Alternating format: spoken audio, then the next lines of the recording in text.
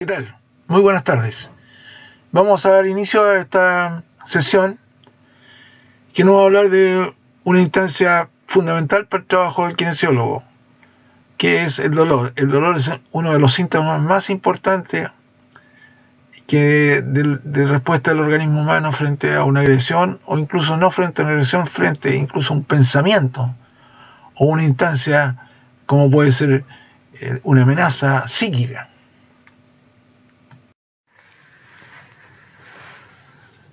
Bueno, continuemos con nuestra instancia, nuestro gran capítulo que se llama dolor. La relevancia de esta entidad llamada dolor es realmente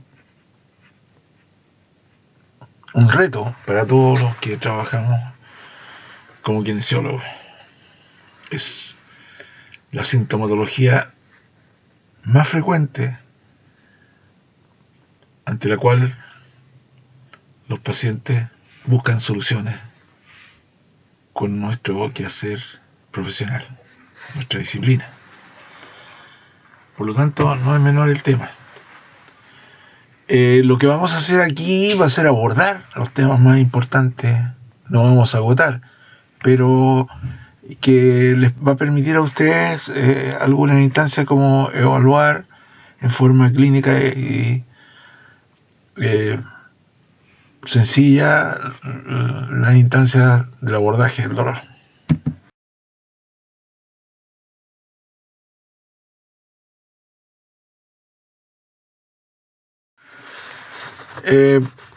Generalmente el dolor en la área kinésica está asociada a problemas con el movimiento, o sea, con la funcionalidad. De alguna forma u otra, esta diapositiva nos muestra el funcionar sistémico, o sea, todas las instancias importantes corresponden a la parte orgánica, sistema articular, sistema miofacial, la forma de sensores, ¿no es cierto?, que hay en el cuerpo para identificar somáticamente nuestro cuerpo, están en lo que corresponde a la sensitización neurogénica, es decir, en los nervios, cómo nos informan, cómo estos umbrales pueden exacerbar ciertas sensaciones, en el caso específico del dolor, cómo pueden aumentar, disminuyendo su umbral de excitación. Y muchas veces las situaciones de patologías que causan estos dolores aberrantes permanentes que realimentan la sensación de dolor, como pueden ser los dolores cancerígenos u otro tipo de instancias dolorosas que vamos a conocer y que a las cuales nos vamos a referir más adelante en la formación profesional, pero también nos vamos a referir aquí en este tema. Van a aparecer estos tópicos de dolor complejo, como puede ser un dolor persistente. Todas las instancias orgánicas, sistema neural, sistema tejido conectivo, nuestro cuerpo está formado por el sistema conectivo, no hay ninguna estructura que no esté reafirmada o unida por este sistema conectivo. Huesos, nervios, todos tienen una estructura colagénica. El músculo, que consta de un sistema que lo envuelve o que le da la estructura. No solamente el músculo es un filete, digamos, de tejido de proteínas musculares, sino que está adosado o sostenido por un sistema colagénico, epimicio, perimicio, endomicio. Luego, esto, como dices, está sistemáticamente, por eso habla del sistema de movimiento, con un sistema que se integran. Por lo tanto, la funcionalidad de uno afecta a la otra. Y así se van realimentando. Por eso que esta interpretación sistémica del sistema de movimiento está bastante bien confeccionada, no es propia, está extraída de una técnica actual que nosotros hacemos como kinesiólogos y que se llama Kinetic Control, o el movimiento incontrolado, un abordaje por algunos autores Eso, ¿no es cierto?, que nos van a mostrar cómo este sistema integrado, donde hay funcionalidad conculcada, donde hay banderas amarillas, afectivas, que permiten relacionar estos sistemas desde el punto de vista sensitivo, en el caso del dolor, la sensación de dolor, y ustedes ven aquí algunas cosas, ¿no es cierto?, que se refieren a estas conductas que son afectivas. Ansiedad, depresión, creencias, importante esto de las creencias, ¿cierto?, que nos llevan a tener ciertas conductas o lecturas de determinados paradigmas humanos. Hay un libro que yo se los recomiendo, que se llama Biología de las Creencias, de Lipton, que es un texto bastante sucinto, corto, pero que habla justamente de la influencia de las creencias en la conducta humana. Cuando nosotros tenemos un síndrome doloroso persistente, llamado también dolor crónico, vamos a estar afectados por las creencias, vamos a estar afectados por la cultura que hay alrededor nuestro. Por lo tanto, eso interviene en el sistema, en el dolor. Por lo tanto, para que ustedes lo recuerden y tengan en cuenta, esta diapo nos muestra esta cosa de teoría de los sistemas. El todo es más que la suma de las partes. Aquí hay varias cosas que como si nosotros las juntáramos, pero estas cosas están interactuando, se están realimentando entre ellas. Por lo tanto, hay una enorme influencia en el sistema de movimiento. Por eso que también el movimiento va a producir beneficios en el dolor. Vamos a ver más adelante esa interpretación.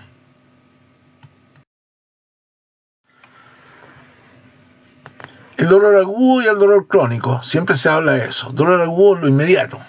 En la dualidad cartesiana, Descartes, ¿no es cierto? Descartes, cogito ergo sum, pienso luego existo, planteó la posibilidad de que el dolor se explicara, o cualquier actividad, por la sensación y luego la interpretación. O sea, el sistema que está solamente enfocado en el reflejo antiguo, que era el reflejo de huida. O sea, yo siento con mis órganos sensitivos nociceptores el dolor y luego me arranco, en el caso de acercarme a una llama, por ejemplo, con mi mano, ¿no es cierto? Yo retiro rápidamente, arranco mi mano de ahí, de ese lugar, para evitar. Esa es la interpretación, que el dolor solamente está dado por la sensación de interpretación en la corteza, y hasta ahí no va a llegar. Es una dualidad cartesiana, se llama. Los dos intervinientes, ¿no es cierto? El reflejo, la parte orgánica, el daño, y luego la retirada, que sería la interpretación como un reflejo.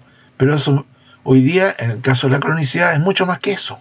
Hay un cerebro, una matriz, como lo elaborado Melzack, que guarda esto, y hay una intrincada maraña o red de neuronas que permite darle otro tipo de interpretación. A veces lo que siento no está justamente en la periferia y su relación refleja, sino es que está dada en la memoria, está dada en las emociones.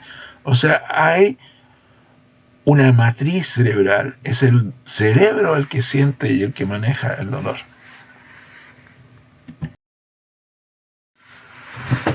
Aquí está la definición más importante y que se ha mantenido por un buen tiempo, y que es la que tenemos hasta el momento, que está dada por la Asociación Internacional de Estudio del Dolor, ¿no es cierto? Ahí es una experiencia sensorial y emocional desagradable, ¿no es cierto? Yo tengo el dolor, la emoción, o sea, es desagradable. El dolor siempre ha sido una cosa desagradable, asociada con una lesión tisular real. O sea, en este momento yo me pego un martillazo en el dedo, un golpe, y tengo la sensación. O está de manera potencial, está ahí porque yo le tengo miedo al dolor, le tengo miedo al fuego, por ejemplo, o le tengo miedo, ¿no es cierto?, a lo que pueda ocurrir cuando yo veo un vehículo que se acerca. Sé que mi impacto con él va a provocar consecuencias dolorosas, como puede ser fractura, rasmillones, etcétera. O veo, ¿no es cierto?, una aguja que está, o un vidrio que está en el suelo y yo ando a pie pelado. Entonces, potencialmente eso es un peligro para mí y potencialmente ya me está produciendo un rechazo y la sensación de dolor si me corto. Y descritas en términos esa lesión de tal lesión. O sea, el estudio del dolor abarca esto, ¿no es cierto?, que no solamente es sensorial, sino que también emocional. Por eso que se enfatiza mucho hoy día en lo que es el dolor agudo y lo que es el dolor crónico o persistente, producto de algunas lesiones, cáncer, por ejemplo, u otro tipo de alteraciones que perpetúan el dolor por bastante tiempo y que experimenta eso una reacción emocional como la depresión, por ejemplo. Eso es. Aquí habla justamente de lo que decíamos antes. Esta situación aversiva, o sea, aversivo, que me amenaza, que potencialmente me produce acciones motoras protectoras. Yo evito la situación aprendida. Por ejemplo, si yo tengo una lesión en una cadera, por ejemplo, producto de una artrosis, o tengo en la rodilla una esguince de rodilla o lesión ligamentosa, si esa persiste, voy a tener patrones de marcha alterados, reacciones motoras alteradas, evitando, ¿no es cierto?, el dolor.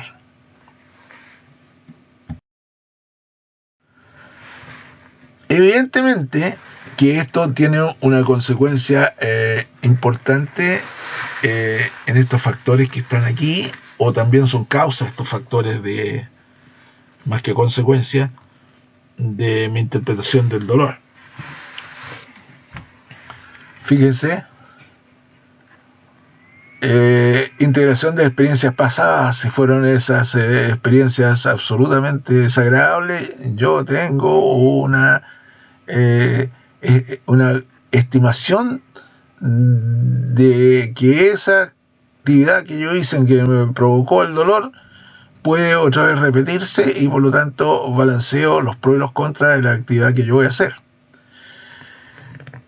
En este momento, ¿cuáles son las expectativas que yo tengo, ¿no es cierto? Evidentemente, frente al dolor, frente a un daño, frente a una situación, son reales si yo tengo una expectativa bajo una premisa juvenil, que es la que puede tener un hombre de tercera edad o una dama de tercera edad, ¿cierto? Son diferentes las expectativas y por lo tanto ya he aprendido harto de la vida que evito las situaciones que me puedan producir daño o las aminoro por último.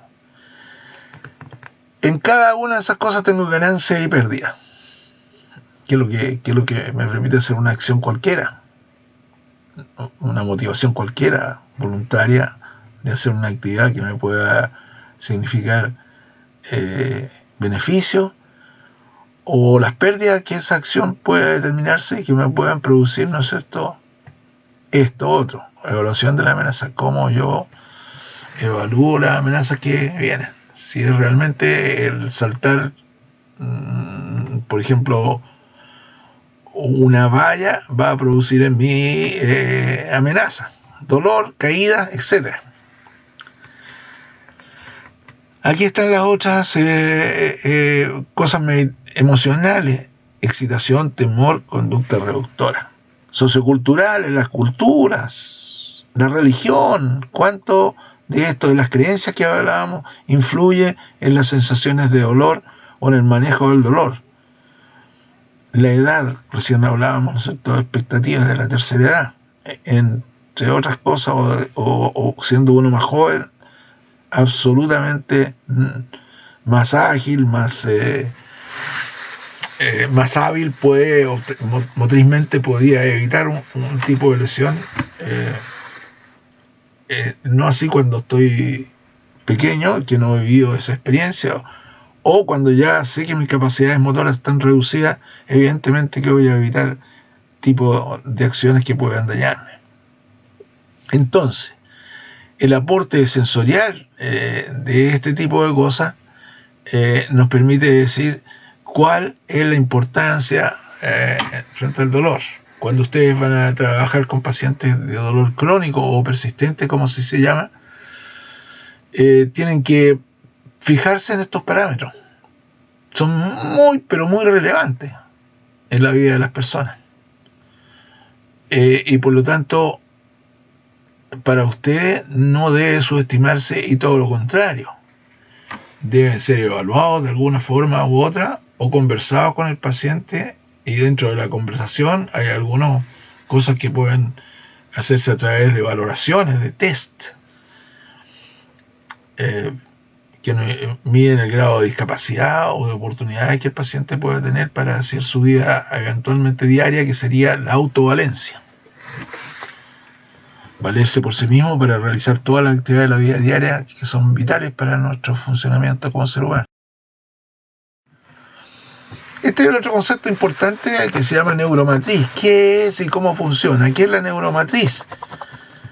En la medida que nos acercamos a entender cómo funciona el cerebro y cómo el señor Melzack, que está acá, ¿no es cierto?, evaluó la oportunidad de que el cerebro maneja y guarda en su circuito lo que corresponde al dolor, cómo eso influye en la vida emocional y cómo las interconexiones neurales hechas en nuestro cerebro nos dicen cómo yo puedo modular la respuesta dolorosa, cuál es mi posición frente al dolor persistente, en el caso del dolor crónico. Entonces, para más entendimiento van algunas cosas. Seguramente ustedes vieron en el video previo de Neurópolis que se envió, donde van a ver y poder interpretar mejor el sentido de cómo funciona el cerebro. Muchas veces la cosa no está afuera solamente, sino que está dentro de nuestro encéfalo, está dentro de nuestra, donde está guardada la memoria de la experiencia, donde está guardada una serie de cosas que nos van a mostrar, y lo importante que es el tratamiento y la forma como nosotros educamos al paciente frente al dolor. Ahí abajo también hay una referencia bibliográfica de qué es lo que es la neuromatriz, pero van a ir una serie de apuntes también donde se habla, que están en castellano para tranquilidad a ustedes, los que no dominan mucho el anglo, donde se habla sobre esta teoría de la matriz cerebral del autor Melzack. Importante, cuando hablo de dolor, la figura de Melzack aparece como relevante. Más adelante vamos a volver a tocar al señor Melzack y también vamos a ver algunas formas interesantes de ver. Aquí está en mayor explicación esto que estábamos recién mencionando. Esto es todo lo que corresponde a los circuitos que conocemos de la nocicepción. Así se llama esto, la sensación de dolor. Y aquí gráficamente lo clásico que ustedes seguramente ya conocen antes de entrar incluso a la universidad, ¿no es cierto? Respuesto que la fuente de dolor, los receptores están aquí afuera, en la periferia, en nuestra piel o bajo la piel, en todo nuestro cuerpo existen receptores nociceptivos que nos informan del daño, del dolor, nos dan información para los mecanismos de protección del cuerpo. Y por lo tanto esto viaja por vías nerviosas. ¿Cuáles son las vías nerviosas? Son los nervios sensitivos. Y específicamente en el caso del dolor, las fibras A delta y las fibras C. Las A delta son fibras mielinizadas que transmiten el dolor agudo, en forma rápida, ¿no es cierto? Aquí aparecen fibras mielínicas. Las fibras más gruesas, las que tienen mielina, son las que conducen con mayor rapidez. Por ejemplo, la vía alfa es la más rápida de todas, A alfa. Y la A delta sería una de las que ya tiene menos mielina, pero que transmite rápidamente. Y la fibra C, que serían, ¿no es cierto?, las fibras que no son amielínicas, sin mielina, amielínicas, que transmiten más lentamente el dolor y que están encargadas de lo que podríamos hablar de un dolor pesado, cansado, permanente, que sería el dolor crónico o dolor persistente. Dolor agudo, ahí está. Dolor crónico, fibra C. Cuando un dolor es crónico, también se nos vamos a referir a eso. Cuando el dolor persiste, por eso se llama dolor persistente, ahora a ese dolor crónico se llama persistente, persiste más allá de los 3 meses. Entonces ya tengo un dolor crónico, o llamado hoy día dolor persistente. Llega esto a la médula y entra por las astas posteriores. Las astas anteriores son motoras, recordar, las posteriores son sensitivas. Aquí hay un área importante que se llama áreas de Rexel o láminas de Rexel, que permite aquí la sinapsis de las vías que vienen desde afuera, se juntan, esto es una sinapsis para esta otra neurona, y atraviesan la médula y se entrecruzan al lado contrario y sube esto por los haces espinotalámicos. Así se llaman estos haces. Espinotalámico, Gold y Birdach, y siguen hacia la corteza cerebral para ir a parar a la corteza somestésica. Y yo ahí tengo la cognición y la sensación de lo que es el dolor. ¿Ya? Entonces la corteza sensorial, parietal ascendente, tengo la zona en que llega la sensación de dolor. Eso es lo clásico, ¿no es cierto? Aquí está para más abundancia, para que ustedes lo recuerden, se fijan, ahí van llegando alfa y beta, arriba, perdón, a delta y C hacia arriba. Alfa y beta no, discúlpeme. A delta y C llegan a nuestra corteza primaria somatosensorial.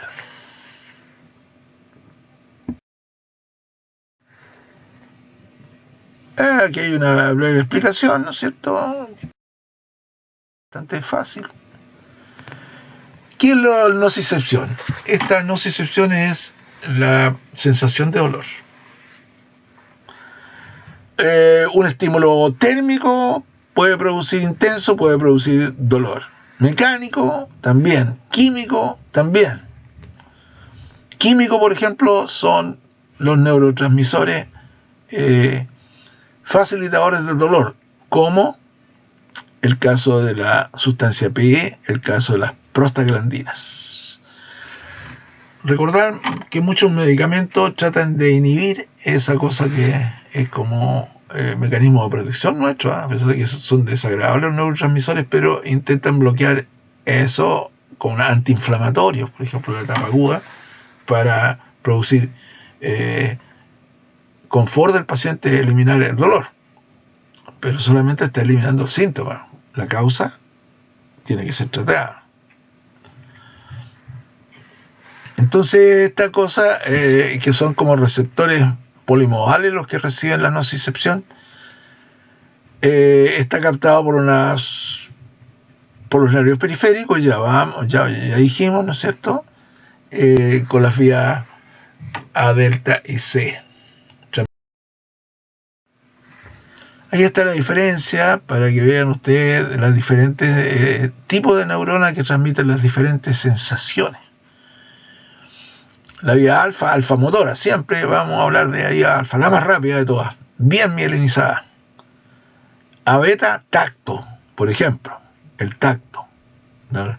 Sensaciones externas.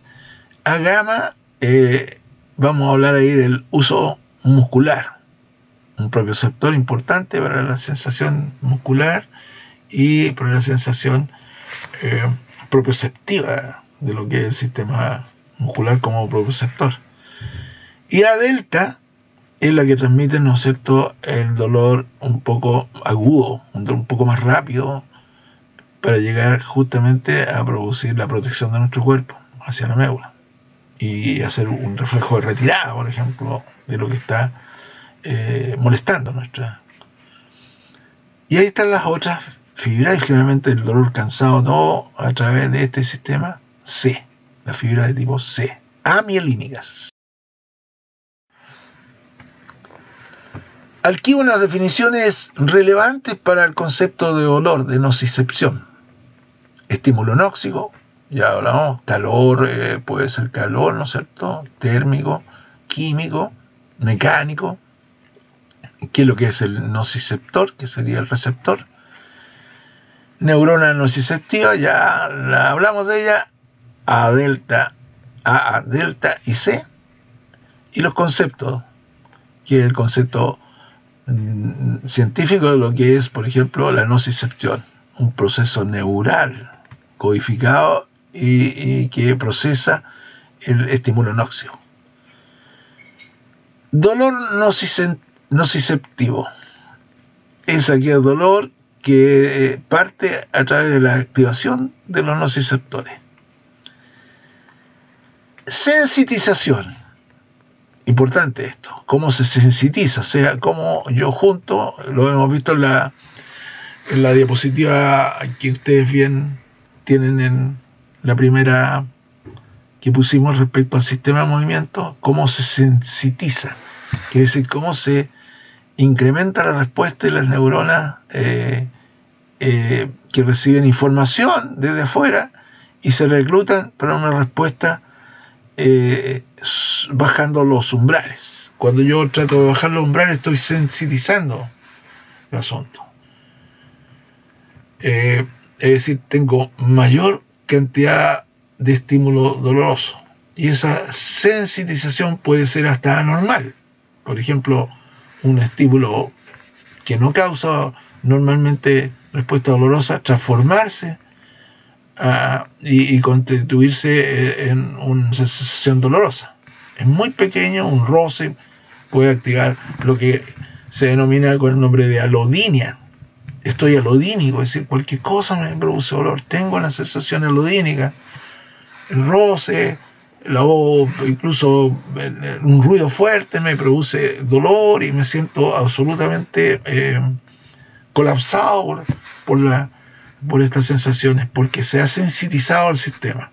Y eso puede ser tan importante que la sensitización puede ser parte del cerebro en su concepto de la matriz, de provocar en mí una respuesta dolorosa que puede producir fenómenos como la depresión o una respuesta catastrófica, no soportar el dolor, o sea, tener un terror al dolor. Es un catastrofismo ya, ¿cierto? Y eso muchas veces sucede cuando el paciente tiene dolores crónicos, como puede ser el dolor del cáncer, el dolor oncológico. Eso puede producir sensitizaciones y producirnos una sensitización central. Se bajan los umbrales y yo tengo, ante la entrada del dolor permanente, una respuesta dolorosa catastrófica. O sea, odio el dolor, no quiero saber, caigo en depresión, pierdo apetito, duermo pésimamente mal, estoy en depresión, un pánico. Eso es un catastrofismo. Puede obtener una evaluación del catastrofismo a través de algún conjunto de preguntas. También vamos a juntar un poco a eso para saber dónde está el paciente desde el punto de vista catastrófico evaluado. Aquí hay una abundancia de cómo va esto llegando a la médula, ¿no es cierto?, a las láminas que corresponden al cuerno, a la zona del asta posterior de la médula. Los sectores están en todas esas zonas, pueden ser cutáneos, musculares, viscerales, es importante eso. aquí dice que se van adaptando al estímulo, y a medida que el estímulo persiste, nosotros vamos a tener hiperalgesia. Cuando estoy hiperalgésico, porque quiere decir que los estímulos lesionales han persistido y han provocado que yo tenga una hiperalgesia, o sea, cada vez más seguramente alodínico y cada vez más catastrófico en mi proceso. Acá están los otros, nuevamente lo que corresponde para que vean de las inervaciones, mecanos, termos, nociceptores en A delta, y C, mecanos, termos, nociceptores para la fibra C.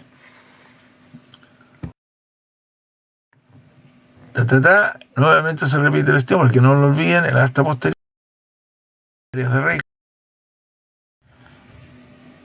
Entonces los nociceptores tienen una gran propiedad, que son polimodales, ¿no es cierto? Reciben toda esta cosa, que significa los estímulos.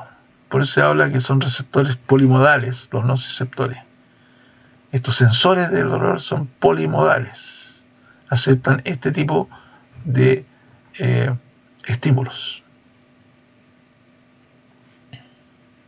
Para el C, polimodales. Esto ya es más restringido, mecánico y térmico, a delta. Eso es importante porque nosotros vamos a saber cuándo estamos estimulando o cuándo ocurre un dolor de tipo de estimulación a delta, por ejemplo. En los músculos se pueden producir dolores, como ese dolor que resulta después de la competencia, dolor post ejercicio, que se llama dolor residual al ejercicio. DOMS, así se escribe, DOMS, dolor repetido y tardío, delay, es un acrónimo, el DOMS, D-O-M-S, que habla, ¿no es cierto?, dolor retardado o dolor posterior al ejercicio. Por eso se llama, la sigla es un acrónimo. Delay, dolor, muscle, músculo, la M, DOMS, stimulate, la S, estímulo doloroso tardío. Entonces tengo las A delta funcionando ahí que me van a informar de ese dolor. Por eso es un dolor cansado, tardío, post ejercicio. Durante el ejercicio hay intenso, puede haber muerte celular. Esa muerte celular significa inflamación, significa dolor. Y yo con eso estimulo a estos receptores, y por vía A delta tengo la sensación de ese dolor en el cerebro. Lo interpreto como ese dolor tardío, retardado, después del ejercicio, DOMS. Aquí tengo algunas cosas que son importantes, ¿no es cierto? Algunas cosas que estimulan el dolor, que activan el dolor, el potasio, los protones, la serotonina, la histamina, ¿no es cierto? Va produciendo, y esto está presente, acuérdense cuando hablábamos en el capítulo que hablábamos de regeneración tisular, donde aparece degeneración tisular y reposición tisular a través de estas células estimuladas y que permiten activar los mecanismos de dolor. Y algunas, aquí ya lo tenemos, por ejemplo, sensitización, las prostaglandinas, el leucotrenio y sustancia P. La mayor sustancia P abundante en los procesos dolorosos. Esta sustancia P aparece en muchos cuadros dolorosos crónicos, por ejemplo la fibromialgia. Se ha aumentado en el plasma la cantidad de sustancia P. Por lo tanto, son sustancias sensitivadoras del dolor.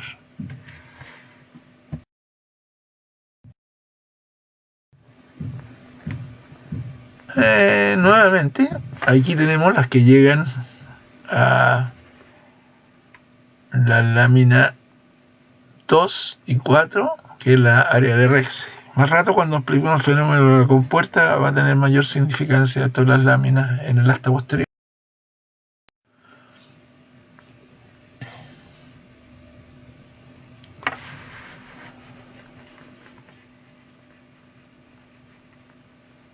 Aquí está descrita también estas láminas, y a nosotros nos interesa un poco esta, desde el punto de interpretación de la WDR, o llamadas también neuronas de proyección.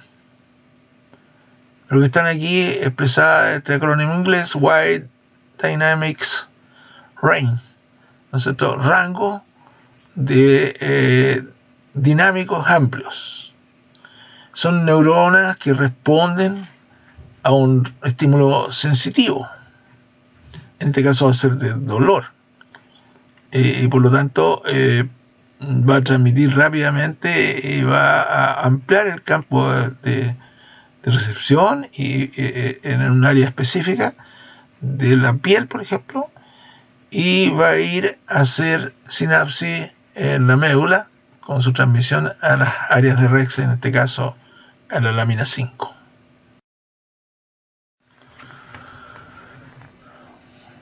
Acá está, un poco más rápido está. Aquí hay neurotransmisores inhibitorios, fíjense, y algunos excitatorios.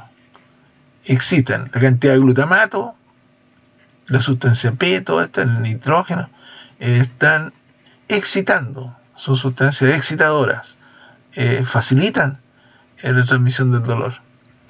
Y los neuroinhibidores inhibitorios como el GABA, neuroinhibidores de tipo GABA, ácido gamma aminobutírico. Importante eso para entender la teoría de la compuerta. Más rato vamos a referirnos a eso.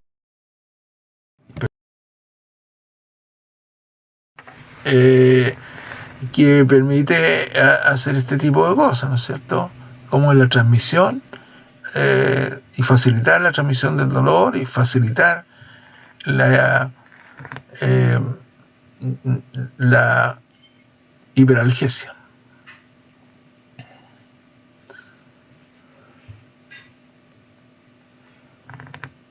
Por lo tanto, también como su actividad es facilitar el dolor, también depende de la cantidad, ¿no es cierto?, va generando. Una de las reacciones es la ansiedad con el dolor, ¿no es cierto?, ansioso,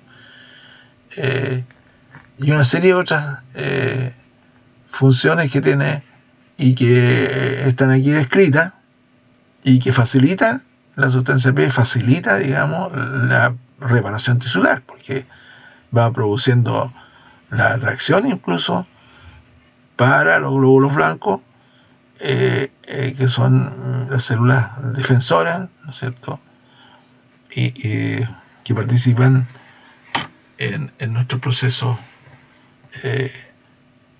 de dolor y también en nuestro proceso reparativo, en las infecciones, etc. También activa la función fagocítica que tienen los macrófagos y los neutrófilos, importante en los procesos de reparación tisular. Y esto que es parte de el beneficio en el momento de hablar de la reparación tisular y la transformación de las células que van teniendo diferenciaciones celulares para producir todo el proceso de reparación tisular, de pasar de la inflamación al proceso ya de la proliferación y finalmente la salida que correspondería, ¿no es cierto?, a la recuperación funcional. Entonces es un neurotransmisor, la sustancia P, y sensibilizador de la nocicepción. Así que ojo con esto, sustancia P debe estar en nuestro vocabulario, trabajar con dolor. La bradiquinina también, ¿no es cierto? Importante esto, bradiquinina en todo lo que significa el mecanismo también de reparación y las reacciones que voy teniendo durante el proceso inflamatorio. No olvidar eso. Aquí está nuevamente, y aquí están las áreas donde se entrecruzan, ¿no es cierto? Aquí llega la fibra C, la beta y la fibra delta, llegan a estas zonas de sinapsis de la neurona periférica, Y entonces este sería el primer estadio o el relevo medular o segmental, así se llama esto, ¿no es cierto?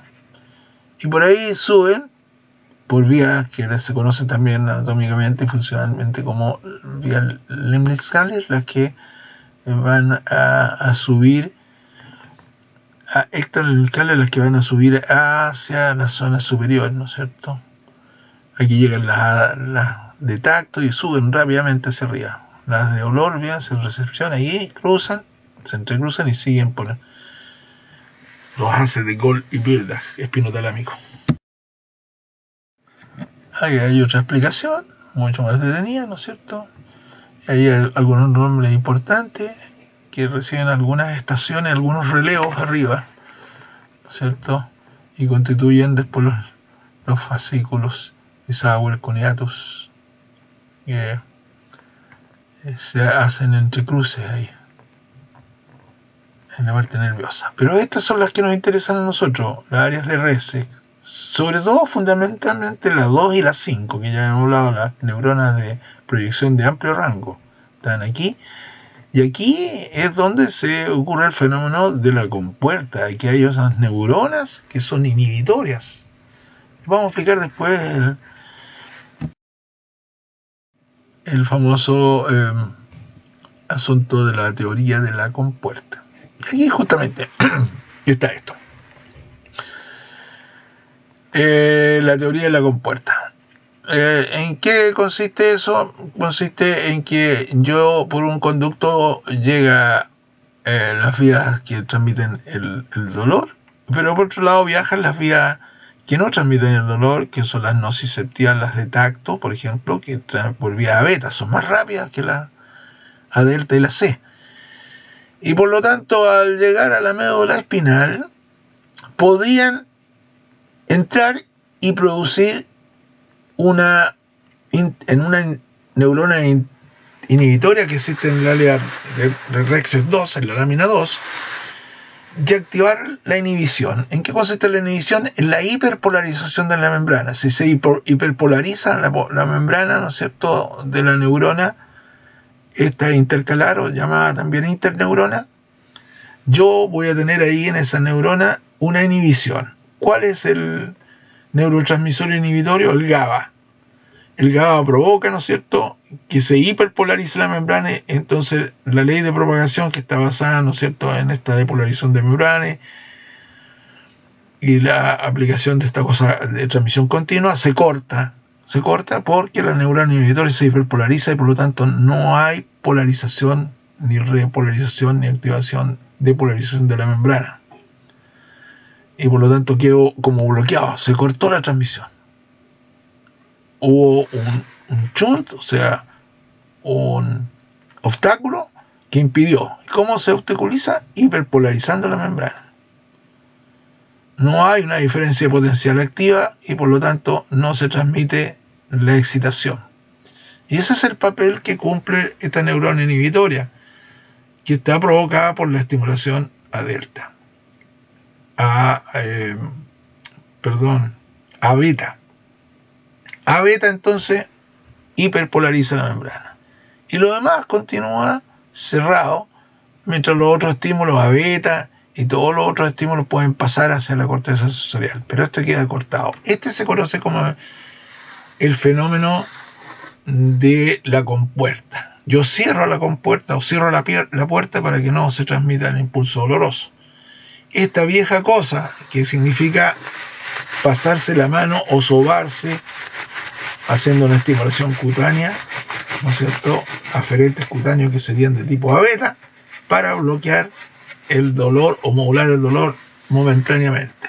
Yo lo puedo hacer eso a través del viejo recurso del Nanay, que es la flotación de la zona en que me golpeo, o también en caso de dolores musculoesqueléticos, a través de provocar en esta situación estímulos externos a través de corriente eléctrica, por ejemplo. Es lo que pasa con el TENS o estimulación eléctrica transcutánea, para poder bloquear el dolor.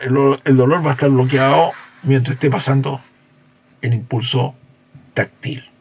En este caso, la corriente que provoco a través de ese aparatito que se conoce con el nombre del TENS, que es un dispositivo con pilas que se carga y que tiene unas gomitas que se conectan por medio de cables a la máquina, y eso me produce un estímulo intenso, pero no doloroso, y solamente estimula los umbrales de las fibras que son de tipo A beta, o sea, esteroreceptores. Por ejemplo, Meissner, ¿no es cierto? Receptor Meissner, Pacini, todos los que son de tacto y que son mecánicos. Ahí está entonces la teoría de la compañía.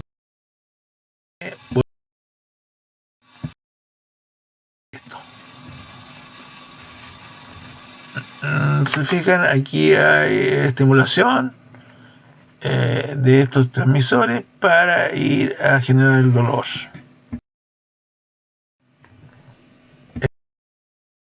La sustancia, comentarios, etcétera. Recordar entonces que aquí en la lámina 2 nos encontramos con la... Nosotros al impulso doloroso le respondemos con una estimulación táctil intensa de estimular las beta. Y si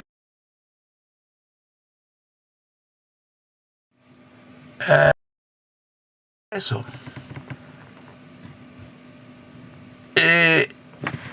respuestas emocionales y de conducta y los mecanismos que están propuestos. Analgesia primaria,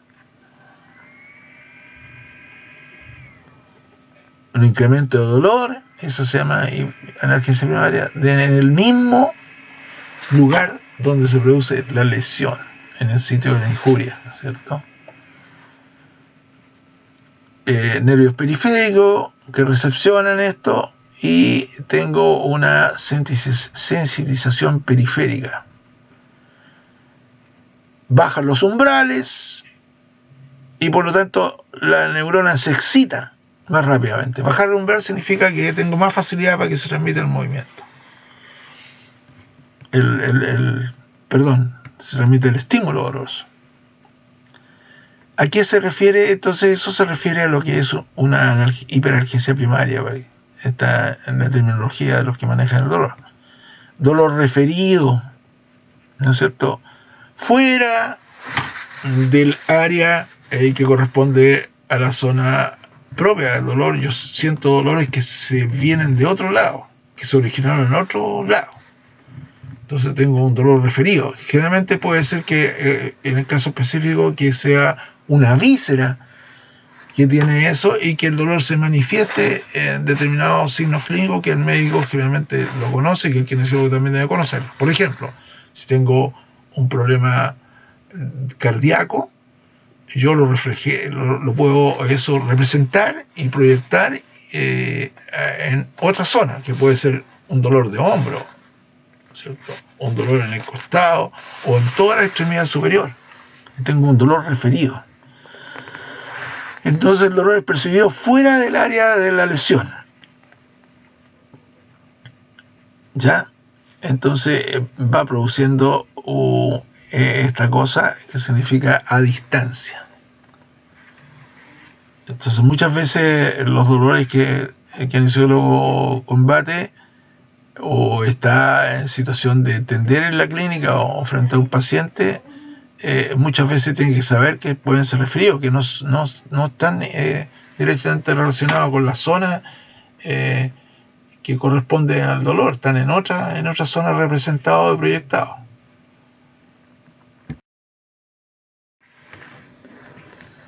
Aquí hay una serie de términos que son importantes. Entonces, hiperalgesia secundaria, y que puede ser que no solamente está en el lugar de la lesión, sino que alrededor del lugar puedo tener yo dolor. Por ejemplo, en el codo, claro, me pegué en el codo, pero ahora siento que más arriba donde me pegué, en esa zona de la piel, tengo dolor. Está muy álgico. Entonces ahí tengo una hiperalgesia secundaria al sitio del dolor primario. Alodinia. Esto es una cosa interesante. La alodinia es un tipo de hipersensitización, que corresponde a que cualquier estímulo no referido en términos de lo que me pudiera producir dolor, desproporcionado, aunque sea pequeño, me produce una respuesta dolorosa y desagradable. Hay personas que pueden decir, estoy alodínico porque el roce incluso de la ropa me produce esta sensación de dolor. Entonces eso es una alodinia. Estas sensaciones que normalmente no debían producir dolor, ahora aparecen. Es decir, porque yo estoy centralmente sensibilizado por un estímulo que es inocuo en términos reales.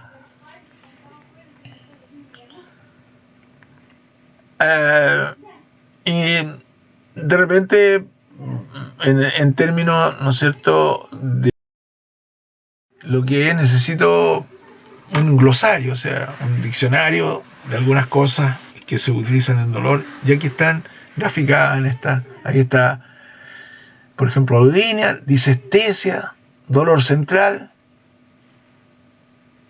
¿Se fijan? Dolor, nos interesa harto, dolor por desafrentación y dolor neuropático. ¿Qué es un dolor neuropático? Bastante usado muchas veces. Dolor causado por una lesión en el nervio. Dolor neuropático, vamos a mostrar un ejemplo, a hablar sobre un ejemplo. Es el dolor que puede tener una persona que sufre de diabetes, ¿cierto? En las etapas más avanzadas de la diabetes se produce una problemática orgánica en lo que son, por ejemplo, la mielina de los nervios, la vaina que cubre eso.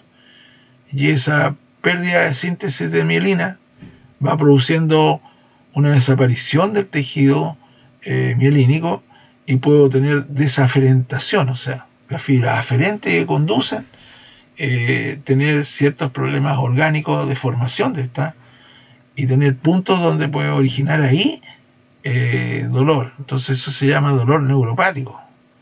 O también puede ser el sistema nervioso central con algún cuadro de lesión o algún tumoral, por ejemplo, puede estar dando un dolor neuropático. Ya, es decir, el nervio va a producir esta sensación de dolor.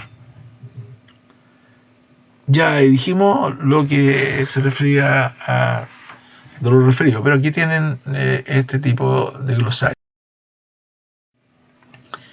Hipoestesia, por ejemplo, ¿no es cierto? La zona de la piel en que no tengo una sensación de que está como dormido, es una hipoestesia.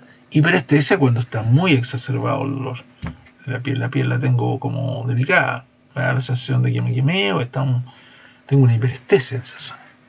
Una cicatriz puede estar hiperestésica, una cicatriz quirúrgica o antigua, algo no está funcionando bien en esa cicatriz y me produce dolor, la tengo que tratar.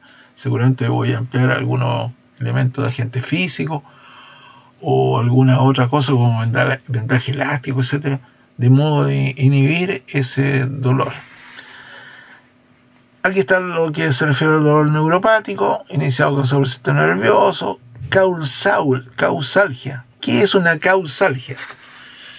Causalgia es un dolor producido evidentemente por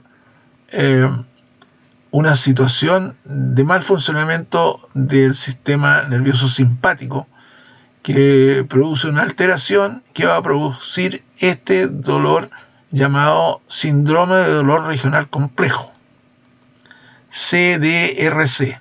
Cuando vean estas siglas CRDC, están hablando del síndrome de dolor regional complejo y que ustedes pueden acudir a estas páginas que puse ahí para tener una explicación un poco más detallada, más entendible Entonces van a esta cosa, la googlean, ahí está. Exacto. Vamos a... Entonces, dolor quemante, agudo, intolerable, zonas cutáneas de hiperestesia muy localizada.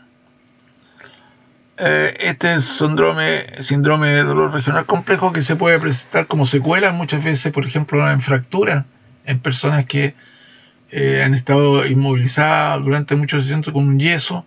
La presión del yeso podría motivar una irritación neurovegetativa que se transforma en algo desagradable, que es esto, síndrome del dolor regional complejo, cuyo tratamiento muchas veces físico está dado solamente en la idea de tratar de solucionar el problema del dolor más que de la funcionalidad. Entonces por eso lean ustedes esto, está bastante simple y bien entendible esta relación. Pero ojo, esto puede ser secuela muchas veces en casos de fractura. Tener una idea de qué se va a encontrar. Al sacar el yeso al paciente y empezar los ejercicios, puede tener una persona que tiene una piel brillante, roja, enrojecida, y que está hiperestésica. Entonces, ojo con eso, ya tengo un problema y que tengo que comunicárselo al médico, o si no al médico, tratarlo. Y eso seguramente lo van a ver durante su formación,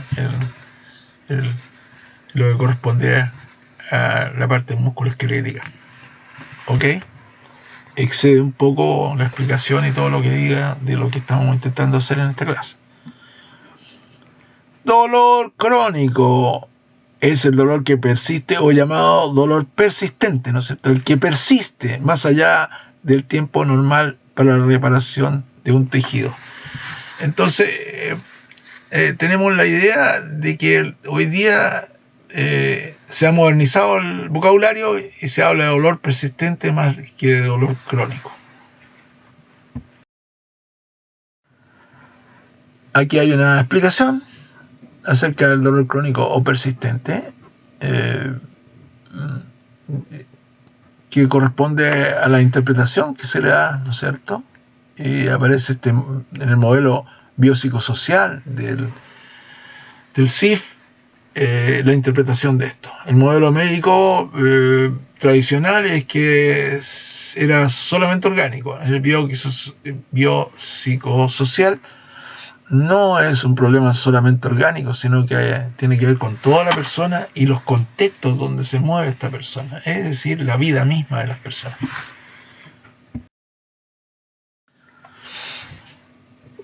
Aquí hay un algoritmo importante y fíjense ustedes todas las condiciones de dolor que pueden cimentar el dolor crónico y la sensibilización central. Esto: intestino, el colon irritable, síndrome de fatiga crónica, la fibromialgia, la cefalea tensional, la artritis, el dolor, trastorno, todo esto pueden vertir su influjo sobre el cerebro y bajar los umbrales, y por lo tanto estar el paciente sensibilizado centralmente. Ya tenemos nuestro cerebro, nuestra matriz hecho. La fibromialgia, por ejemplo, un concepto bien interesante, que termina modificando la conducta de las personas, la emocionalidad, y hacen la vida imposible a las personas porque no pueden dormir, tienen un catastrofismo importante. Grandes héroes, The Heroes, aquí están. Melzack, por un lado, ¿no es cierto? Y Wall, como pareja. ¿Sí? Melzack y Wall fueron importantes y han sido fundamentalmente los científicos que han aportado la interpretación del dolor y la modulación del dolor mucho. Melzack con la matriz, y también estuvieron juntos en lo que era la teoría de la compuerta. La primera interpretación respecto a cómo modular el dolor humano.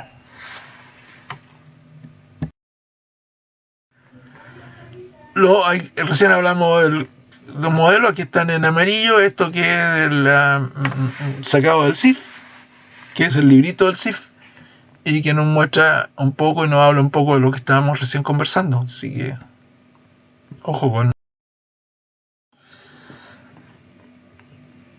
algunos conceptos todavía, algunas definiciones interesantes en el lenguaje del dolor. Dolor muscular asociado al músculo esquelético. Eso. Interesante que hay dos personajes, Travel y Simon, que son prácticamente los padres o los creadores del concepto de los puntos gatillo. ¿Ya?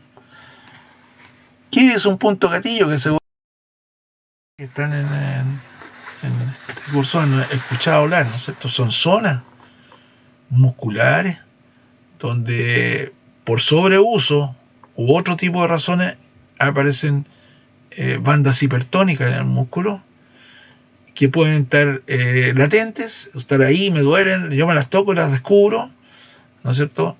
O estar dando síntomas incluso autonómicos. Por ejemplo, si yo tengo en esta zona aquí unos puntos gatillos en los elevadores de escápula, en el angular, ¿no es cierto? Encuentro unos puntos gatillos. Si yo tengo ese dolor y paso mi mano por ahí, me encuentro con un lomo de toro, me refiero muscular donde paso la mano y hay una cosa dura que la tengo que pasar para seguir pasando la mano ahí. Si le pongo un poquito de intensidad a mi estimulación. Y esto está concordante también con reacciones neurovegetativas. El paciente, por ejemplo, tiene una migraña o tiene reactividades, por ejemplo, lagrimeo en los ojos o un romadizo, concordante con este dolor aquí y concordante con esta reactividad, ¿no es cierto? Muchas veces a mí me tocó ver pacientes en que tratando el punto gatillo desaparecían todos los síntomas. Me acuerdo de una colega que estaba con un dolor de cabeza horrible y además tenía alergia en la cara y lloraba profusamente. Decía, no soporto esta cefalea, mira cómo estoy, la cara roja, estoy como si me hubiera dado una alergia. Bueno, tratando el punto gatillo a través de algunas cosas, que son varias las terapias que explicar, aquí excede un poco también la intención de esta presentación. Entonces, después de tratarlo, desapareció absolutamente eso y dice que en el día ni se acordó de lo que le había pasado en la mañana. Había desaparecido la jaqueca o esta migraña y desapareció todos los síntomas autonómicos. Cuando hablamos de eso, estamos hablando, cuando tenemos síntomas autonómicos, estamos hablando de un punto gatillo activo. Y latente es el que nos encontramos casi todas las zonas de mayor sobreuso, por ejemplo, en los extensores de codo. Ahora que estamos todos en el computador, yo puedo tocar aquí zonas cercanas al codo y encuentro estas banditas duras y encuentro puntos dolorosos incluso, ¿cierto? Esos son puntos gatillo latentes. Otros los tendrán activo porque tienen cefalea, tienen migraña, no quieren ya trabajar, se alejan del computador. Ya tenemos ahí un puntos gatillos que son activos. Eso está, que ya deben ir conociendo la terminología del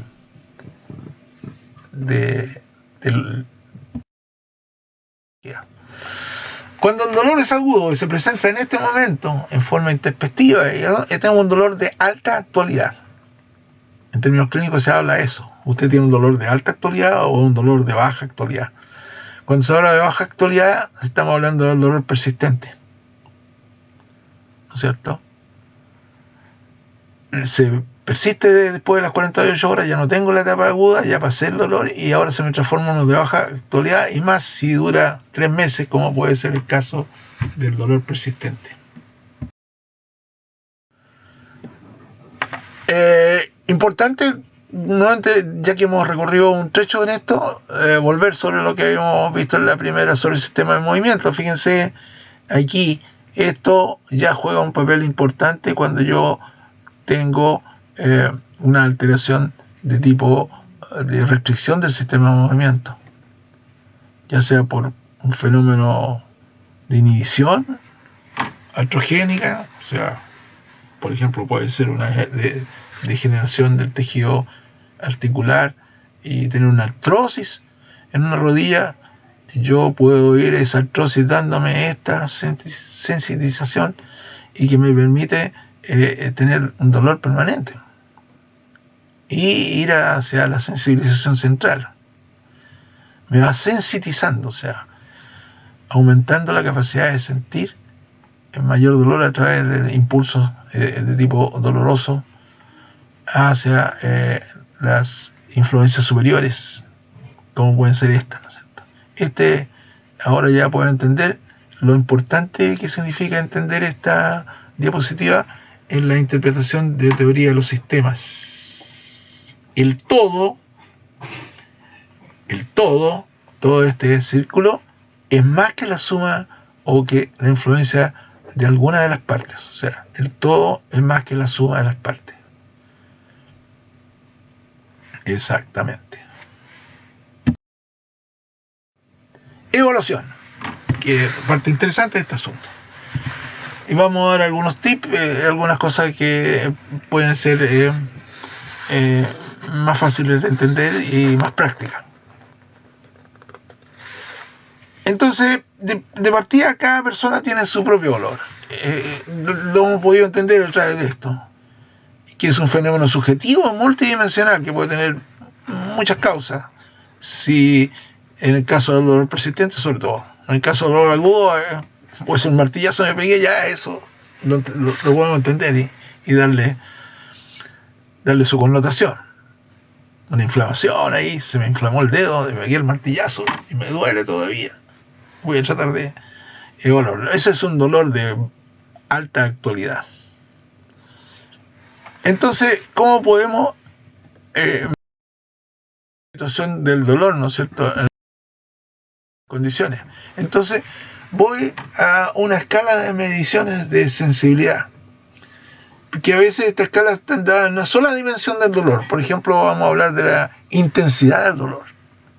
No se refiere a otra cosa más que la intensidad del dolor. Escala de categoría verbal. Yo a través de la conversación le doy algunos tips donde le digo, miren, tengo intensidad de dolor, lo siente muy intenso, lo siente más o menos moderable, soportable, lo siente muy poco o no siente nada. O sea, ya tengo estos conceptos verbales como una forma de entablar una medición de lo que pudiera ser el dolor frente a un paciente. Escala numérica y la escala visual análoga. La escala numérica también la vamos a contemplar aquí, vamos a mezclar números, por eso se llama escala numérica, le doy números, le doy valores a la intensidad del dolor, cómo lo siente el paciente en el contexto de muy doloroso, lo máximo que yo he podido aguantar en dolor o noción de dolor, a nada de dolor. Esta escala visual permite mirar y ver los números, ya sea en una escala numérica o una escala de colores o de figuras o gráficos que permitan identificar, ¿no es cierto?, dónde me sitúo con el dolor. Escala visual análoga. Aquí hay dos. Están las dos escalas que necesito. Una ENA, escala numérica, y una EVA, escala visual. En la escala visual yo tengo esto, ¿no es cierto? Puede ser que esto sea un color intenso y hasta acá el máximo, dolor máximo, y hasta acá esto otro. Entonces con un cursor yo voy corriendo y diciendo al paciente dónde está su dolor. Mucho, menos intenso, leve, moderado, a casi nada, sin dolor. Y la escala numérica que nos muestra los valores 10, 8, 9, y con un cursor está hablando. Uno debe tener esto, y para los efectos de entender un poco mejor, lo vamos a hacer como una tarea práctica, van a hacer una escalita. Vamos a ver más adelante. Agregarle algún colorcillo ahí para graficarlo. Pueden ahí acompañar a esto con un pequeño degradé de color.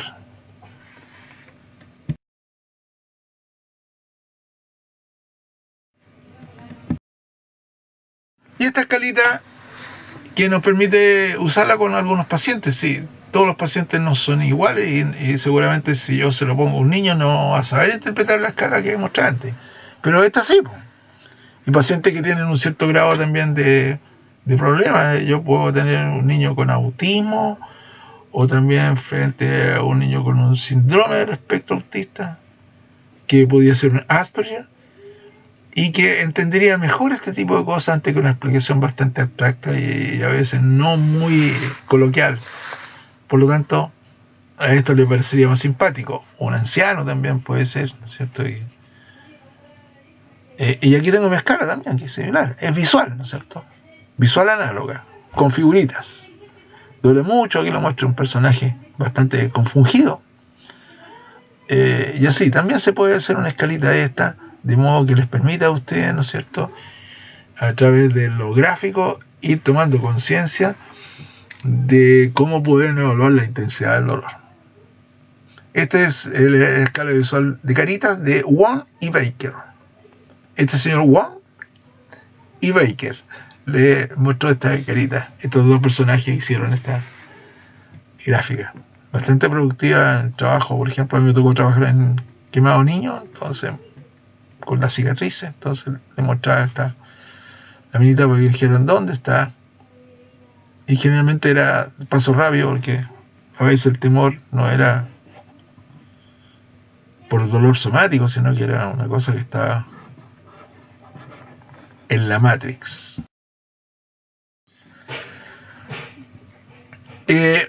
Hay otras escalas que miden la localización del dolor, ¿ya? Por ejemplo, pacientes que tengan una fibromialgia. Este es para alguien que trabaja con fibromialgia solamente. Entonces yo tengo aquí los puntos que permiten hacer los diagnósticos, los puntos tender point, los puntos más, así se llaman tender point, los puntos dolorosos que nos grafican los lugares donde aparecen y que nos muestran, mientras más puntos dolorosos, 1, 2, 3, 4, 5, 6, 7, 8, los 9 puntos, que cuando yo tengo esos 9 puntos, tengo que sospechar de que el paciente está bajo una fibromialgia. Entonces, clínicamente, describo estos 9 puntos, que son lo que corresponde. Entonces, estos síndromes dolorosos, muy masivos, cuando yo tengo estos 9 puntos, tengo que sospechar que estoy frente a un paciente que pudiese tener, ¿no es cierto?, una fibromialgia. Y desde el punto de vista educativo y de consejo, ¿no es cierto?, decirle, mire, va a tener que hacerse un estudio médico apropiado. Entonces puede ir a tal o cual especialista para que determine si estamos frente a un cuadro de fibromialgia o no. Ahí están los 9 tender points. Hay otras escalas también ahí. Y esta es la medición de la cualidad del dolor. ¿Cómo calificamos el dolor nosotros? En el cuestionario de McGill son 20 escalas de categoría verbal que evalúan las dimensiones sensitivas, emocionales y de intensidad de dolor. Entonces hay un cuadro de descriptores. Hay algunas cosas que nos parecen con un lenguaje bastante catastrófico, pero que el paciente incluso puede referirlo así: dolor asqueroso. Es una cosa catastrófica, ¿no es cierto?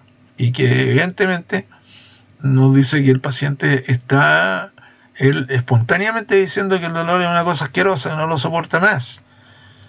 Es pavoroso, es penoso. Me produce una depresión el dolor. Esto es para decirle, ¿no es cierto?, que evidentemente lo que corresponde a la evaluación del dolor es una cosa que no es tan fácil y que puede ser compleja cuando me refiero a estos dolores de tipo crónico. Pero en la práctica clínica, la forma de resolver los problemas más asequible es medir la escala de la intensidad de dolor, que es una escala, una parte de la medición del dolor, pero que clínicamente a nosotros nos sirve mucho en la práctica. La escala visual análoga, EVA, o si la tengo con números, ENA. ¿Ok? Entonces les aconsejo que empiecen a practicar ahora que están en su casa. Pueden hacerse su lengüita y con los demás miembros de la familia empezar a, si alguien tiene dolor, empezar a practicar, ¿no es cierto?, la escala de dolor si alguien tiene molestia o dolor en algún segmento, etcétera, etcétera. Eso es, hemos historiado el dolor. Intervención del kinesiólogo. ¿Dónde nosotros caemos aquí? ¿No es cierto? ¿Cómo somos capaces de decir dónde puedo intervenir? En nivel periférico, liberación de sustancias químicas. Yo, por ejemplo, a nivel periférico podía actuar con calor, eliminando, haciendo que el nivel periférico de dolor se suspenda porque estoy barriendo sustancias algógenas. O bloqueo el dolor con frío, por ejemplo. Lo bloqueo porque dejan de transmitirse las vías nerviosas, dejan de transmitir sus impulsos nerviosos por la baja temperatura.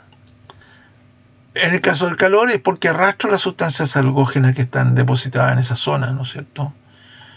En el caso, por ejemplo, del DOMS, a lo mejor la sustancia P que está ahí, la puedo mover, eso es un manejo periférico, pero el manejo ya neural, absolutamente ya fuera del contexto periférico, de una nocicepción aguda, puede ser lo que es el manejo segmental, la teoría de la compuerta.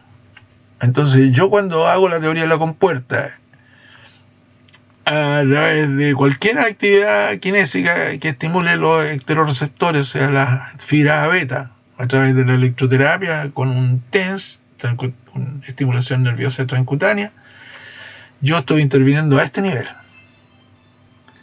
Pero cuando mi intervención se hace a través de estimular algunas formas de estimulación cerebral que van a producir ciertas neurosecreciones, yo tengo lo que se llama una estimulación supraespinal o un nivel supraespinal. Muchas actividades de tipo terapéutico consisten en estimular la secreción de algunos neurotransmisores. Caso específico, neurotransmisor inhibitorio es lo que son las endorfinas. Las endorfinas, ¿qué son las endorfinas? Son, como su nombre lo dice, morfinas endógenas, morfinas propias de nuestro cuerpo. Nosotros tenemos zonas cerebrales que van a producir neurotransmisores de ese tipo, que sí producen una reacción de opiácea, igual que el opio,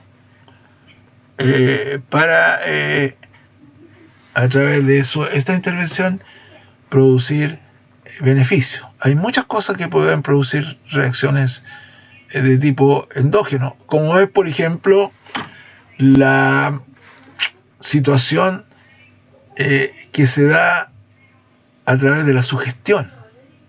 Yo puedo sugestionar, puedo entrenar al paciente y puedo, en el mismo ejercicio también, otra forma que yo puedo ayudar a secretar endorfinas.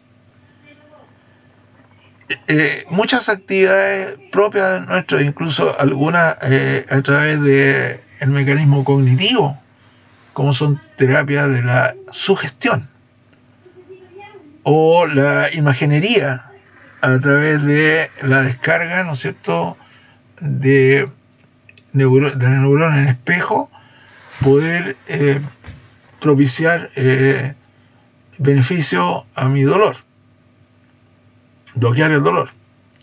Entonces, eso es un nivel que seguramente lo vamos a conversar en los agentes físicos, donde van a entender todo el control descendente del dolor. Lo que veíamos aquí, ¿no es cierto?, es medular. Lo supraespinal y cortical son manejos que se pueden hacer, como digo, con algunos elementos de fisioterapia y algunos elementos cognitivos, terapia conductual, la sugestión, la autosugestión concentrativa, propuesta por el doctor Schultz, o Mindfulness también es una forma de producir cambios conductuales frente al estímulo doloroso, frente al dolor crónico. Muchos pacientes lo necesitan. Pacientes con depresión por cáncer, por ejemplo, el dolor oncológico, una situación catastrófica que muchas veces tiene que no solamente bloquearse con elementos químicos, como pueden ser fármacos muy potentes, sino también a través del mecanismo de cambio conductual frente a esta cosa. Cómo tolerar o cómo modular el dolor a través de la sugestión. Lo importante es muchas veces que incluso puede ser un placebo en el manejo del dolor. Todo eso seguramente sus profesores en el futuro y lo que nos toca hacer agentes físicos van a profundizar un poco más en este tema. Escapa un poco a las posibilidades de mostrar esta introducción. Esto es solamente una introducción al dolor. Fíjense, ¿no es cierto? Ahí está el estímulo nóxico. Yo puedo aquí manejar esto. Calor, o bloqueo con hielo, etc. Y también puedo hacerlo acá. Si hago estimulación a beta a través del masaje, a través de la hidroterapia dentro del agua con un chorrito, ¿no es cierto?, de turbina que me produzca estimulación agradable de la estimulación a beta. Yo puedo incluso producir el fenómeno de la recompuesta y dar cierto alivio mientras dura la estimulación, y a lo mejor si lo hago en general pudiese tener implicancia de una analgesia un poquito más duradera, una latencia de la analgesia. Y cuando necesito respuestas de latencias más duraderas y que el dolor desaparezca por algunas horas, yo puedo recurrir a estas técnicas de actuar a nivel supraespinal y nivel cortical con el control descendente del dolor, materia que seguramente se profundizará en el ramo de agentes y aplicación de agentes físicos. Ahí está la teoría de la compuerta. Hablamos, ¿no es cierto? Aquí están las neuronas de wide range. Estas son las neuronas de proyección y que me permiten bloquear. Entonces la fibra beta en estas neuronas interneuronas, acuérdense, bloquea la transmisión de la fibra A delta y C. Ahí ese es el mecanismo que explica esta vieja cosa del sana, del nanay, que ancestralmente nos acompaña a través del tiempo. Eso nos da una idea de la primera intervención del kinesiólogo a nivel segmental. Permite ilustrar mejor la gráfica, interpretar mejor esta cosa del bloqueo. Aquí, por ejemplo, tengo el TENS, la corriente va a producir la activación de la interneurona y nos va a bloquear el impulso doloroso. De eso se trata la explicación de este dispositivo eléctrico que puede tener el paciente en su cinturón, los cablecitos pegados a la zona del dolor o la zona del recorrido nervioso o de los dermatomas. Técnicas de aplicación eso, en agentes físicos. Ahí están, periférico, bloqueo. Hay una explicación, pero yo creo que esto escapa un poco, pero ahí lo tienen. Hay una explicación que nosotros intentamos hacer y que está viendo cómo puedo modificar la circulación de los impulsos dolorosos o bloquearlos. Cuando va desde la periferia o del nociceptor hacia la médula, tiene una circulación que se llama ortodrómica, como los agujeros, los palitos del reloj, ¿no es cierto? Los punteros del reloj, que van en sentido de izquierda a derecha. Y circulación antidrómica es cuando se devuelve el impulso y se llama eso antidrómico. Ortodrómico es de izquierda hacia derecha, y ortodrómico es cuando es al revés, de derecha a izquierda. Aquí nos muestra un poco lo que correspondería al control descendente del dolor cuando hablaba de la secreción de endorfina en estos lugares de nuestro encéfalo. Cerebro medio, núcleo magno rafe, sustancia gris periacueducto, los ventrículos cerebrales. Están estas zonas que nos van a emitir el neurotransmisor endorfínico y que desde arriba maneja la circulación del bloqueo en la zona medular. Es como si de arriba yo controlara la compuerta, ¿ya? Control descendente del dolor.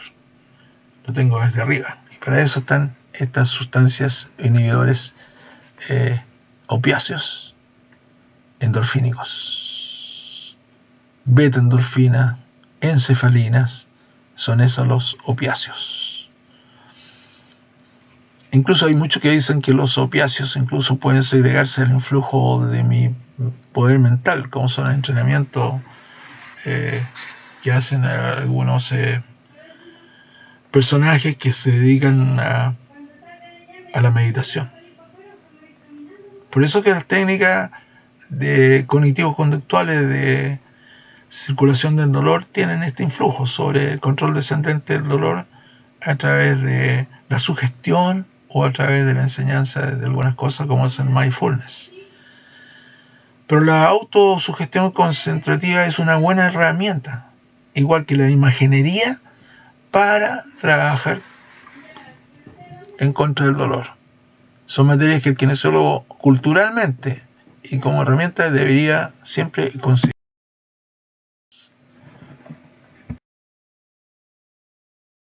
Hemos terminado esta clase de esta situación del dolor.